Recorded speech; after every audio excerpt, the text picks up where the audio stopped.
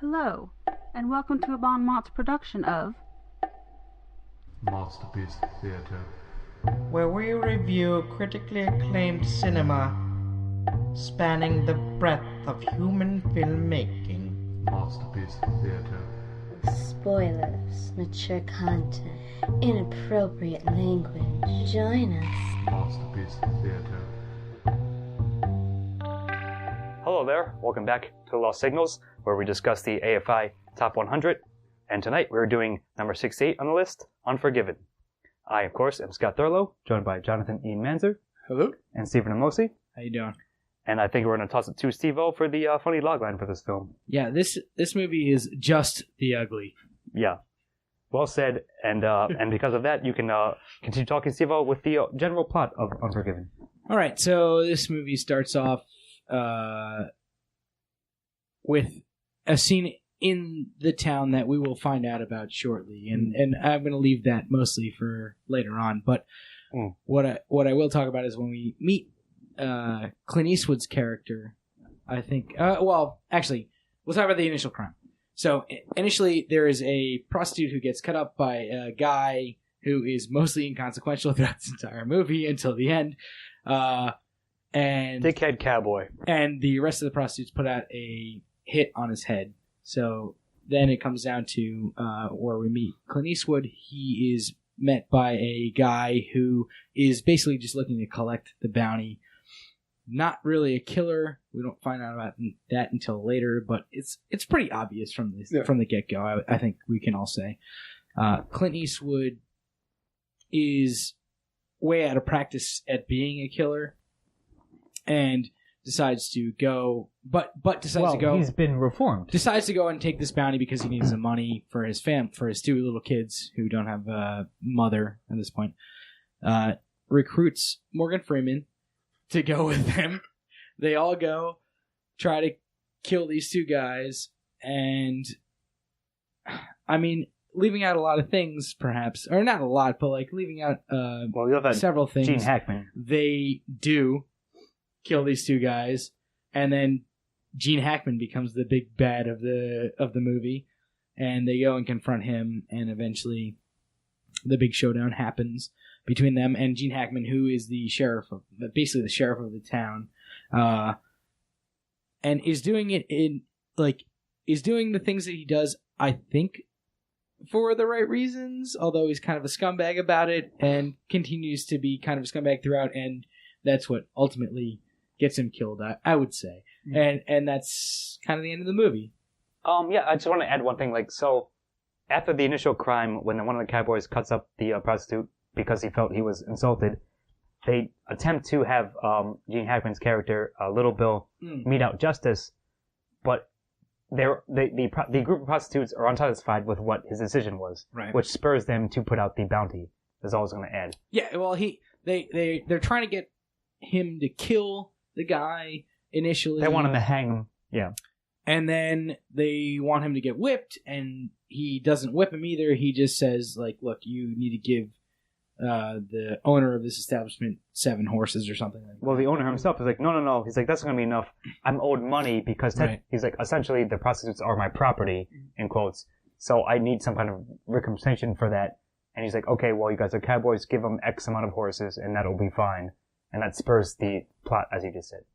But I would say, and I think this is where you're going to come in, Ian, because I know you're like chomping at the bit to talk about this a little bit. But I think really where this movie hits home is how much it goes against the standard like hero cowboy theme. Sure. And it shows these guys in kind of a way that doesn't make them look good. And doesn't make them look, honorable or like they're awesome. They are clearly flawed characters. And I think that's important to this. Right, as you said, it's the ugly, Cuddy. So it's a fascinating movie. And we've watched a number of Westerns. that are on the AFI, and I'm a fan of westerns in general. Mm-hmm. And just see how much this would be appreciated by people who this is the first western they've ever seen. Ooh, yeah. But good angle. What this movie does perfectly is it strips out all of the kind of morality and kind of false, I would say, like narrative in the sense of the romanticism of the West. That's absolutely perfectly said. And I wouldn't say this is more a realistic depiction of the West, because there are certain aspects of it which are heightened for a narrative. Sure. But they, like, the good guy who you meet, and they go through developing him as an empathetic character. You watch him with his children. You watch him struggle with a farm. Like, these are like the stereotypical narrative plot points for developing a protagonist.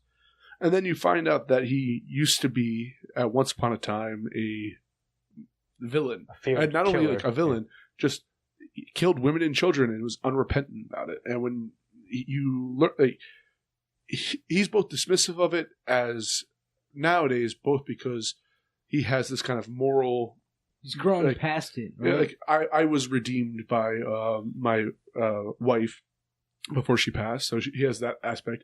Also, he's like, I was drunk during it. He always has excuses for the crimes he committed in the past. And he firmly believes he's a good person.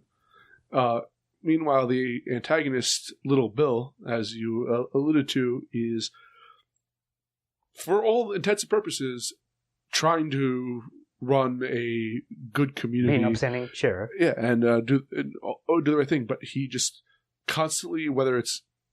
And I don't even know if it's really, his main motivation is to build his house throughout the start. So it seems to be a carpenter, not a sheriff. Yeah, that's the thing. Like, yeah, he's trying to turn swords to plowshares, as the whole thing goes, and he's incapable of that. Just as, and I guess that's also the protagonist, Will Money. He's trying to also give up his past life, and he can't.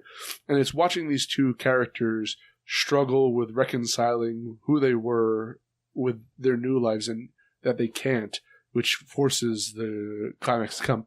And it's a really interesting character study of absolutely what is justice, what is good and evil, what is and now here, I've seen this movie a number of times. It's actually one of my favorite westerns. It is really slow upon multiple viewings, because they're very deliberately paced in the narrative of slowly setting up all the pieces of who Bill is, who Will is, and why they're going to come into conflict down the line. Mm-hmm. And again, it's slow upon watching it again, but it's very, I think, also deliberate. So I don't know what your guys' opinion about. You both haven't saw it once before, or it's been a while. Yeah, I remember seeing bits and pieces of it. I was saying precast that I still remember sections of it, but I didn't remember it all the way through. And you had said that, however, given this fresh viewing, yes, it's a slow-ish burn, but I think the pacing was what it needed to be. So I didn't feel it was like dragging. I guess maybe like. I can see why one might... It's a long movie. Yeah, it's 2 hours, 10 minutes, which I think was Was it? I thought it was longer. 2:10. No, it's only 10. Yeah. Right, so like, I think it feels as long as it needs to be, and while I can see the case to be made that it may be like a little like, perhaps lagging, I think at the beginning is what you're trying to like get at perhaps, I don't know if I agree. I think it took the steps to set up what it needed to set up, and then sort of kicks into high gear maybe like 40 minutes, half an hour into the movie. So I never felt as if there was like a dragging of its feet in any sense. Well, the last conflict happens in last 10 minutes. Right. Like the whole build, it's fine. All that 22 hours beforehand are just that build up to that one kind of their meeting. Like yes and no. Like I see what you mean. Like it's not that it's like as if you could brush off what led up to it. And yes, that's the main confrontation, certainly, of course. But everything else that was contained within the plot, I think was relevant and important and just necessary. So I'm leaning towards a 3 if we're going to scores. As of now, Steve-O, what do you think? I probably agree with you. I think I'm leaning towards a 3 on this. I liked I like a movie with a slow burn as long as the payoff works for me. And I think that the slow burn works on this. And like, obviously, if I think a movie is boring, I'm not going to call it a slow burn. I'll call it something else that's Right. way more derogatory. Like, Sure. You know, but like, I think that the term slow burn works for this film. I agree.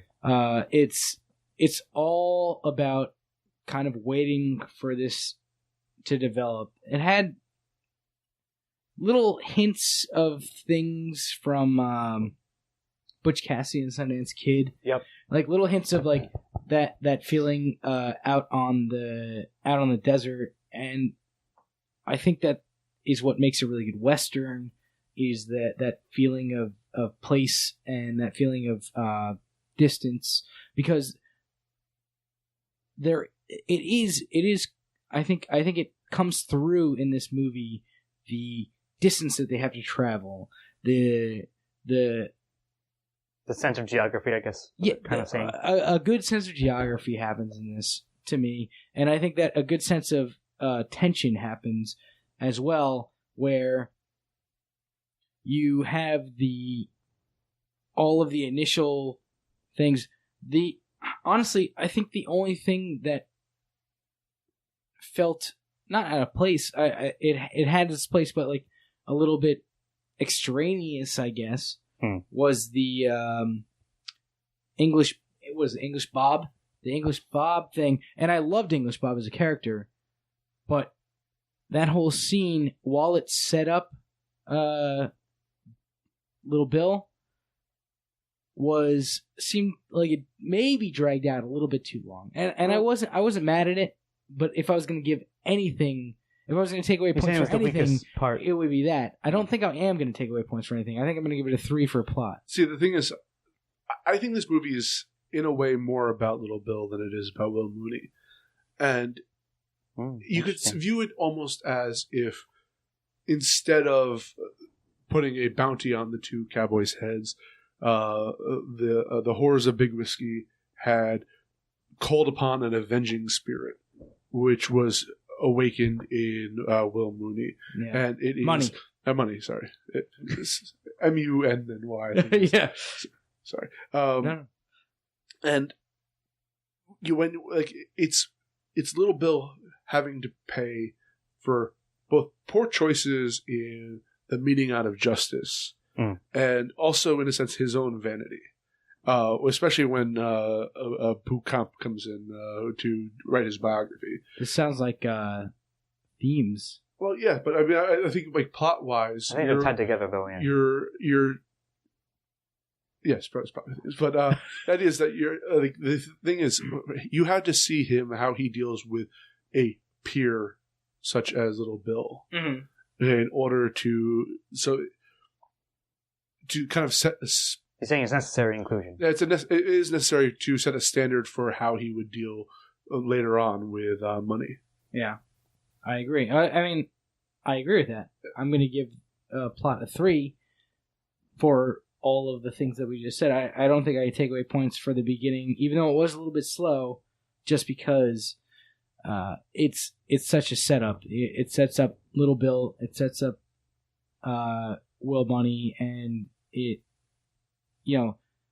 guarantees that the end will be, it's like the going up on a roller coaster. Yeah. In order to like have that like crazy fast downslide. The rush. Yeah. So I'm gonna give it a 3 for that. I mean, I agree. Like I said, like I can see like why you might give it like maybe a strong 2, or like maybe a middle 2. But I myself, I'm going to give it a 3. I think like, if you're going to nitpick it about like it being slow, I think it needed to take that time to set up the things you guys just said.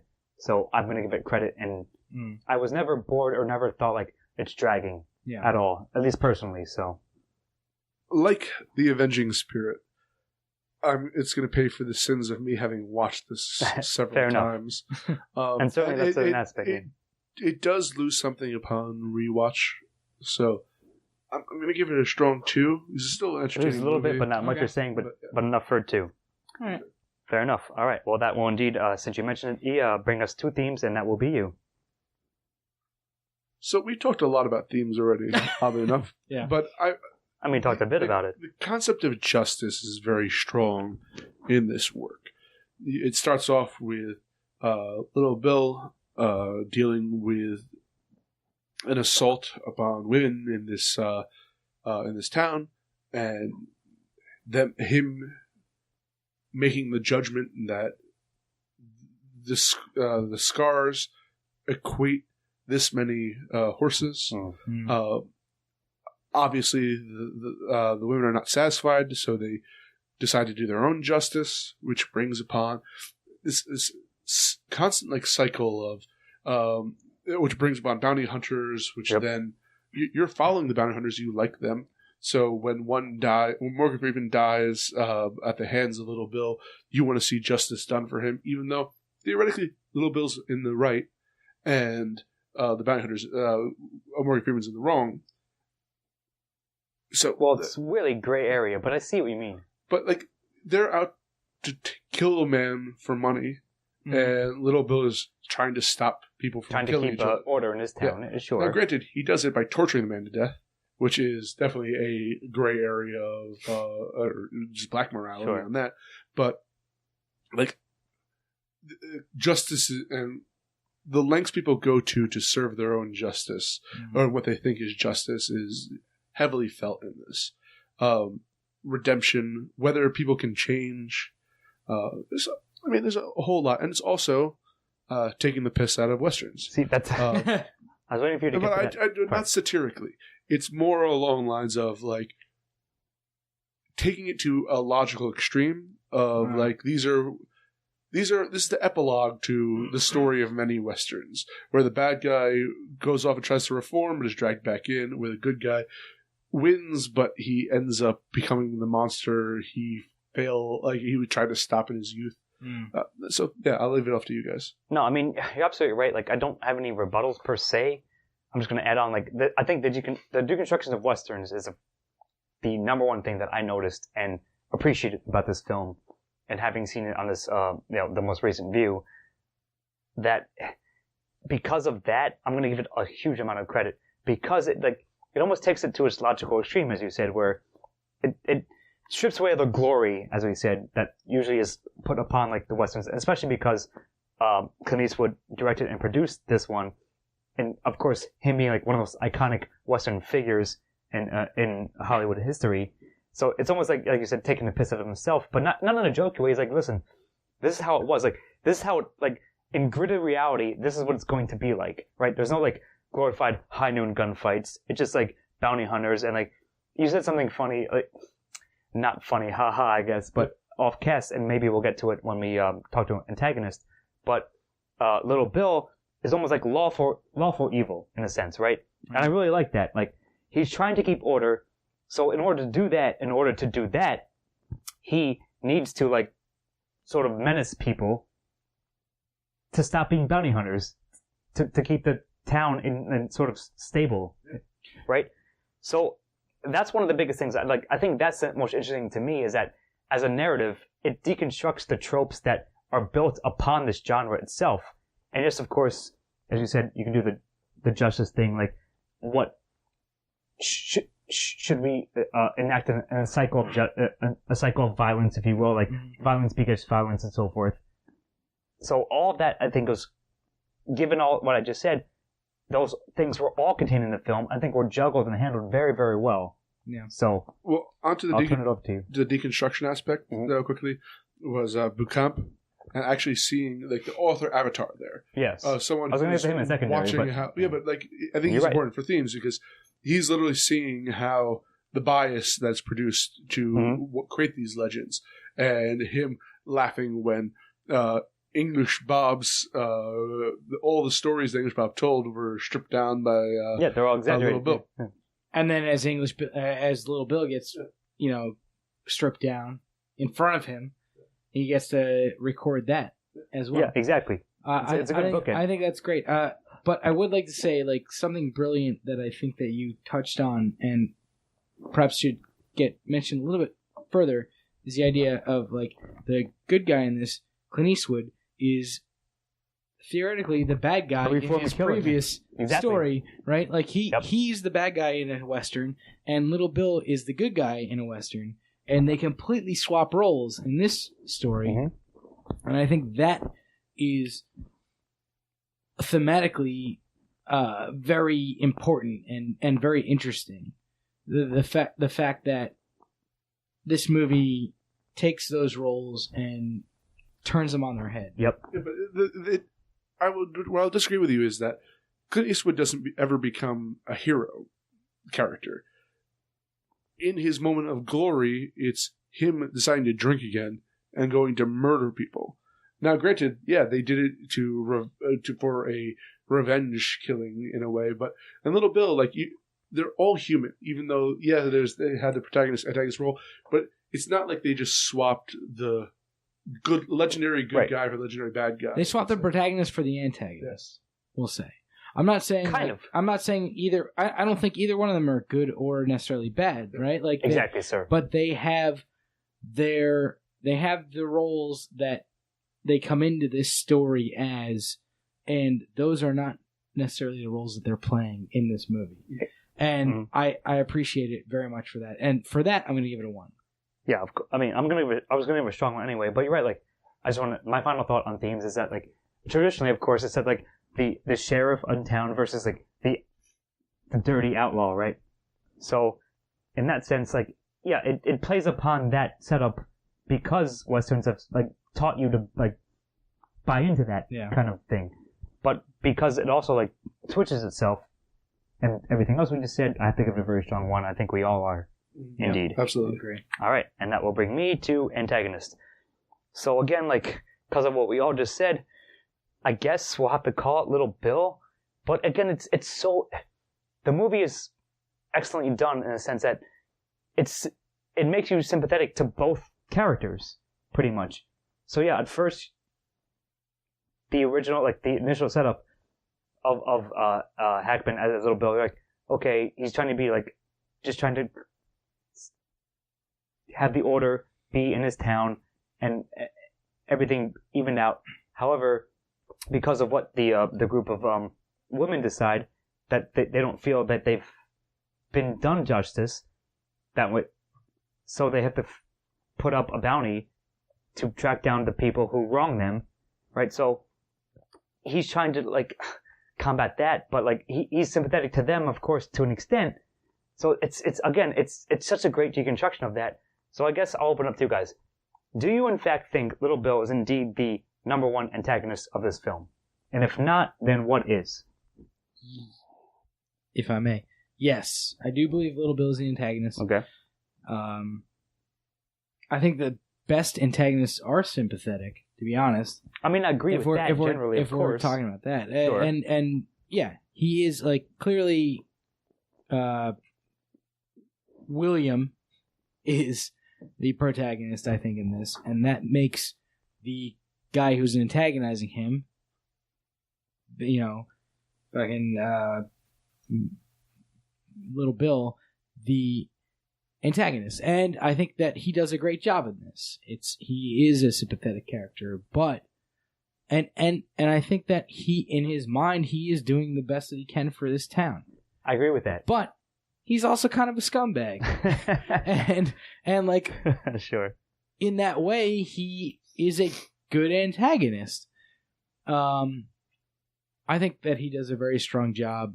I think that Gene Hackman does a very strong job portraying this antagonist, and I think that I won't go on too much longer. I think that he deserves a super strong 1 as the antagonist. So, just like you say that he thinks he's doing a good job, he also thinks he's a good carpenter. Right. The faulty house that he's building is a perfect metaphor for his inability to... As a character? Well, no, his inability... Here's the thing is, he was a good guy.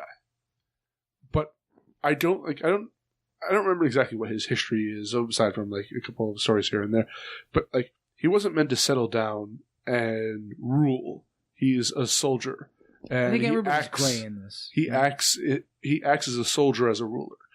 which isn't always the best necessarily way of the doing best. things.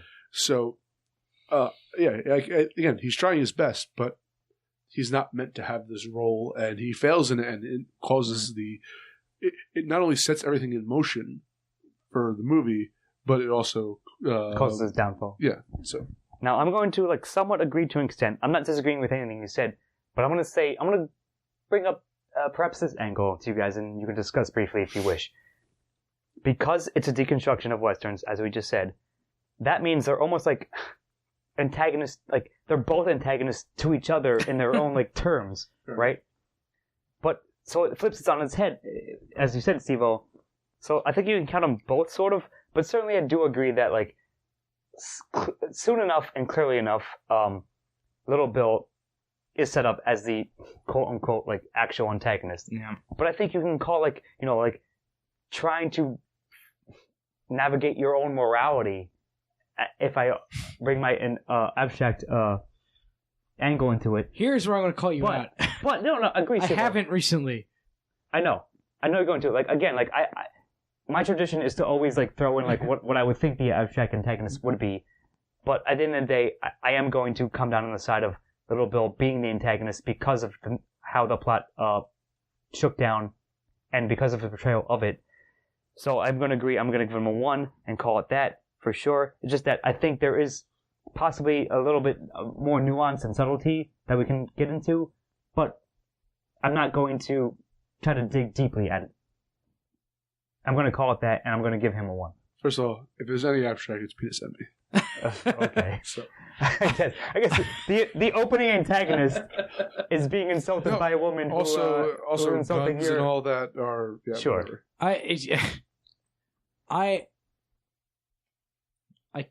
I cannot give anyone in this movie, including abstract ideals, other than Little Bill, the antag role, and I think he does a great job. And Gene Hackman's a great actor, and the role that he had, the script that he had for this was also very good. Yeah, no, again, I think that it's, to me, it's clear cut, and even if it's not, you have to give him credit for it. Yes, So I'm mostly agreeing. Of course, I think it's gonna be 1s all around, right? Yes, yeah. I just traditionally have to bring up my abstract, but in fact, will bring us to protagonists with you, Steve-O. So, I am considering giving protagonist a 0.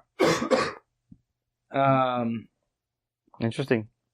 William Money is an interesting enough character, but he is very cookie cutter. And go on top of that, I have always found Clint Eastwood's acting to be pretty wooden. Okay. Especially in this movie until the very end. I think he does a great job at the end of the movie. But I think up until the end of this movie, his acting is incredibly wooden, and it bugged me. It really bugged me. And see what you mean. For all of everything that I loved about it, I really liked this movie. But for all of everything that I really loved about this movie, his straight guy, delivering lines like he's, in a fucking acting tryout was really really bugged me. And there are roles that I like Clint Eastwood in, but I think that he is always this kind of character, and the fact that more of his character was written, a greater depth was written into his character, does not save it from his portrayal of it necessarily. Interesting. What do you got, E? I was going to say something to say about that, but I'll let you go first. I'll be brief with the rest of this, but I think I might give this a 0. I'm leaning heavily towards a 0 right now. I might be convinced otherwise. Basically saying convince you? I might be convinced otherwise, but that's where I stand right now. Okay. I kind of have it in my head that he's the avenging spirit character type. Mm-hmm. He's, in a way, cold from the grave, or his swine patch. Dragged back. I keep trying to get out, and they drag me back in. To again, like, yeah, he's called by the Sheffield, whatever kid, to kill these two guys, and he's called by the women of Big Whiskey to kill these guys. He's called by Ned to come kill Little Bill.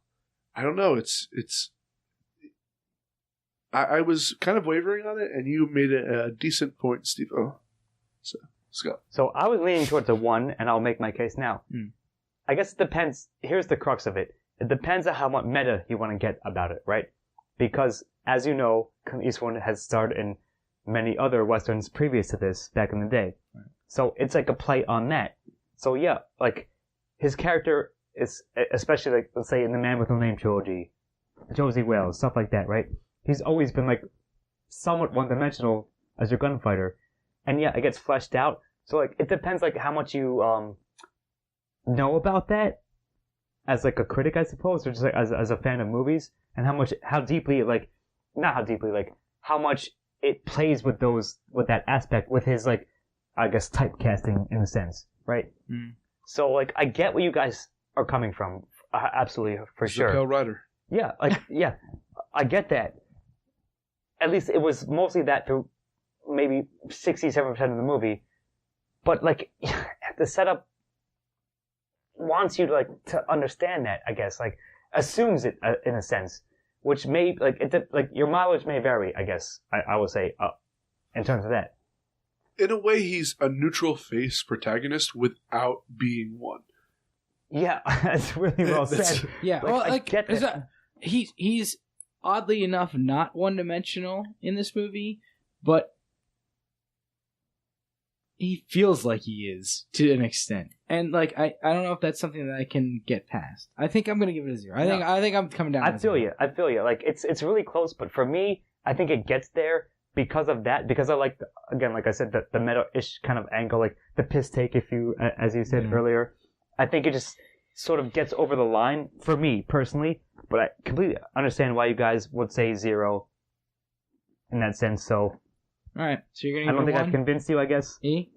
I'm going 1. I'm gonna go with 0. Maybe a softerish 1, but still definitely 1. You guys are going 0. Yep. All right. Well, that'll bring us to secondary characters, and that'll be E. First of all, English Bob is one of my favorite characters of all time. I really enjoy English culture and comedy, and he is just the smug Englishman that I want. Smarmy as fuck. He's like English Pete from Hateful Eight, which is definitely based on this. I would say 100%. I also love W.W. Beauchamp, who is the bumbling biographer. I'm going to call that. Biographer. He's fantastic in this.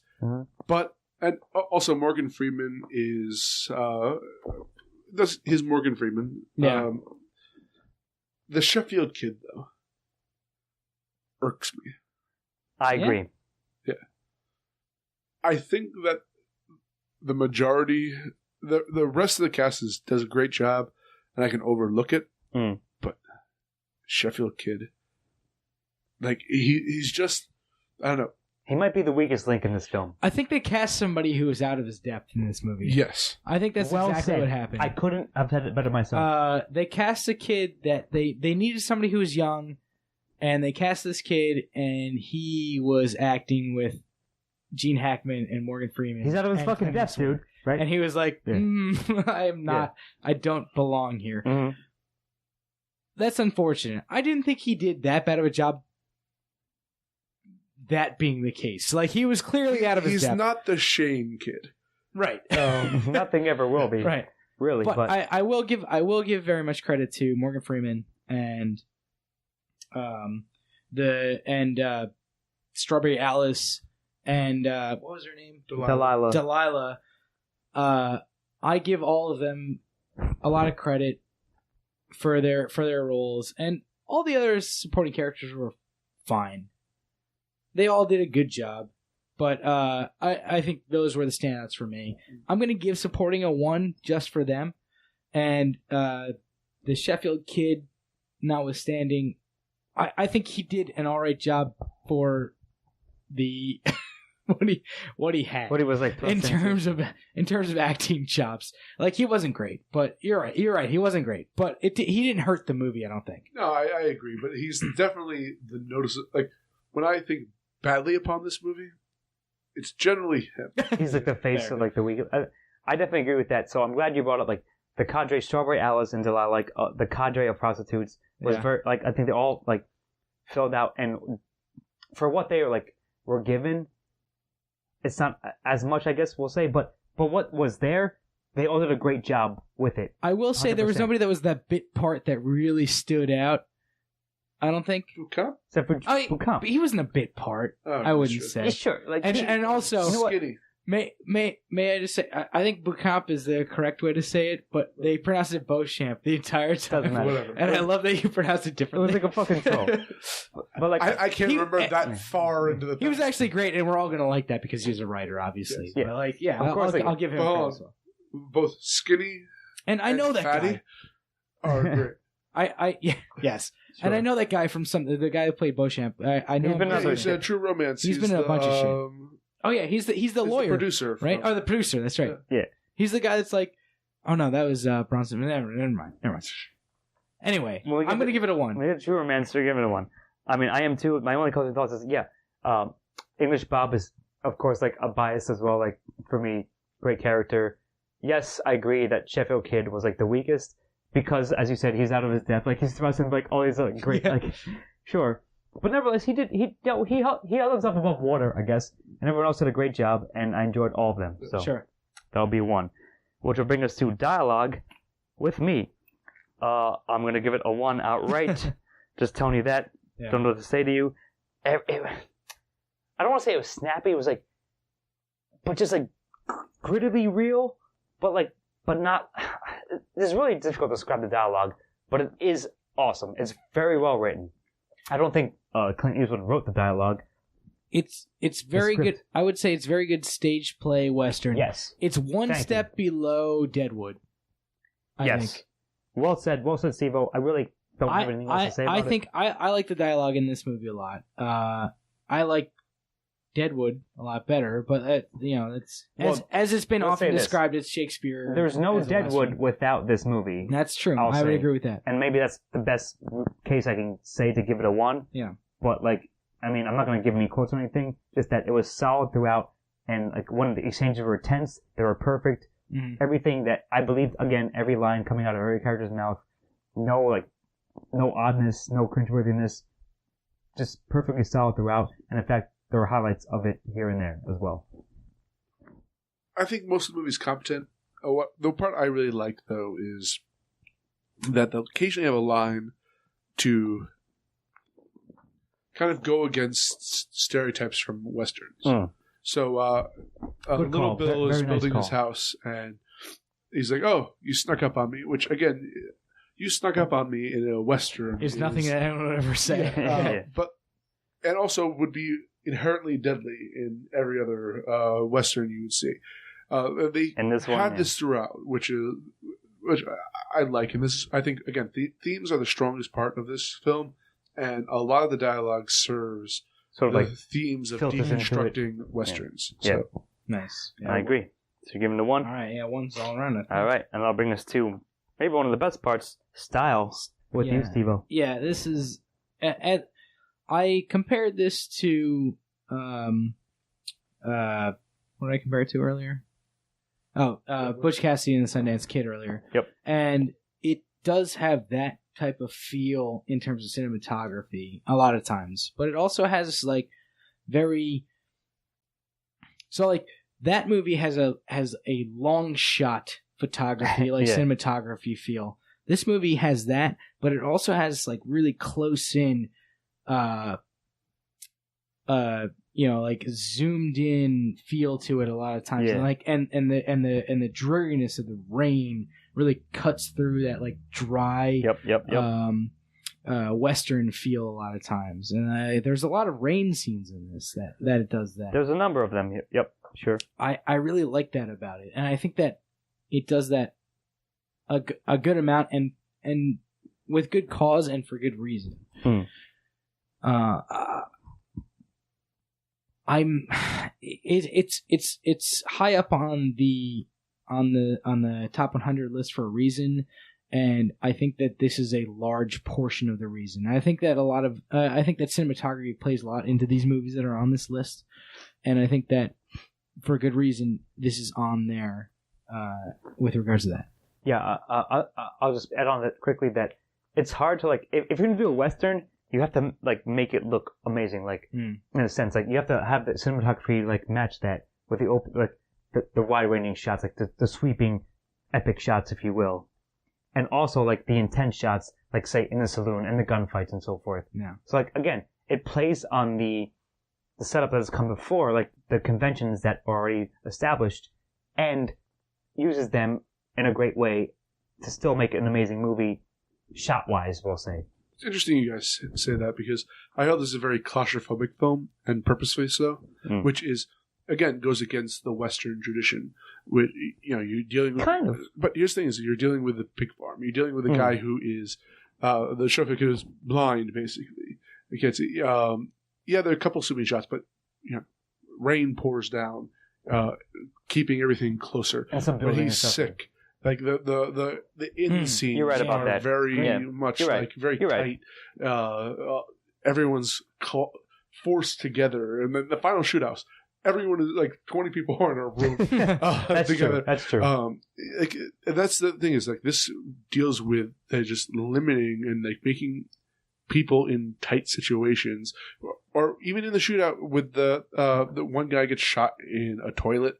One guy is trying to make it behind a rock. You're right. There's some tight shots. But that's I think there's a constant theme of it just being like for this wide open space of the West, it's still very small. You're absolutely right about that, and I think that's even a stronger point. I guess I would say. Well, I think that's those are the scenes you're meant to remember. Are like they get this claustrophobic feel to them, but the in between scenes I think are these like wide like their journey there.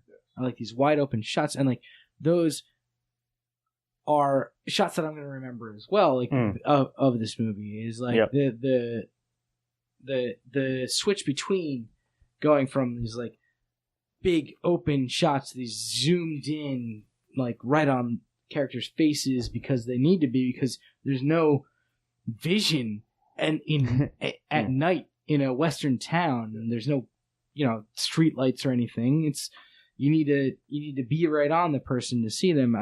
I just love that about this movie, and I for that I'm going to give it a 1. Absolutely. You were a 1 as well. Yes. I think we're all 1s here. Right. Yep, and that will bring us to recommendation with E. I said earlier that I was wondering what people would feel about this if they're not fans of Westerns, but I think that it not only deconstructs Westerns, it deconstructs like heroes and villains, and I think it holds more weight beyond just the kind of the Western feel. And yeah, I agree with it being on. It's one of my favorite Westerns. Agree with it being on the AFI.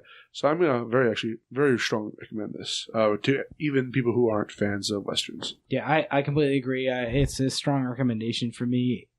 If you haven't seen this movie, I thought I hadn't seen this movie. It turns out like maybe a quarter of the way through, I was like, yeah, I've definitely seen this. But it had been a very long time since I'd seen it, and it's a great movie. And, like, I'm absolutely certain the first time that I saw it, I could not respect it as a movie as much as I do now. I think that it does a lot, and for whatever Clint Eastwood's transgressions have been in his recent movies since 1992. I will give him a lot of credit for this film. It certainly isn't the best movie ever, but it deserves to be on the top 100, I think, and it's a really good flick. It's a bold movie. It is. Mia, I agree. I definitely recommend it. I have much more to say. Yeah, you can enjoy it as a Western, I guess, on the surface, and if you're like pretentious critics like us, you can also enjoy it for what it does, like to deconstruct as piss take Westerns, as we said. But either way, it's an enjoyable movie. It should be seen. And 68 on the list, as we said. I think it should be. I think I might put it a little higher. Like, I have to take a look at the list, but I could see it being a little bit higher. But nevertheless, definitely check out Unforgiven. it's going to be memorable, and you're going to enjoy it if you like our shit. So, if you like the things that we like, that is to say. Sure. Absolutely. And our movies Yes. that we haven't made yet. So, I think that will bring us to the final score, which Ian might correct me. I gave it a 10, a perfect 10, in fact. Nope, that's not true. Yes, you gave is. it. Oh, no, yeah, you did. Sorry. I know what I gave Damn it. Once again. I think I gave it 2 for the plot. Once again, Steve-O, you in fact gave it a 9. I did. And Ian gave it an 8, which I believe gives us a 9 overall. It total. does. It does. I finally did the math right for once in my life. So yeah, it's a goddamn good film, and all around, and for everything we just said. So, anybody have any final thoughts about Unforgiven? I don't think so. I'm good. All right, well, I remain Unforgiven. I dub myself Scott Thurlow. I've been here with Jonathan Ian Manzer. I have to go kill some people. And also with Stephen Amosi. Good night. And this has been Lost Signals, AFI. See you next time. Good night. We hope you've enjoyed your stay. MOTSterpiece Theater. Join us again next time, won't you? MOTSterpiece Theater. Editing and engineering by Christopher Morgan. Music by Christopher Morgan. Check us out on YouTube and iTunes for the shows, and on Facebook and Twitter for updates. MOTSterpiece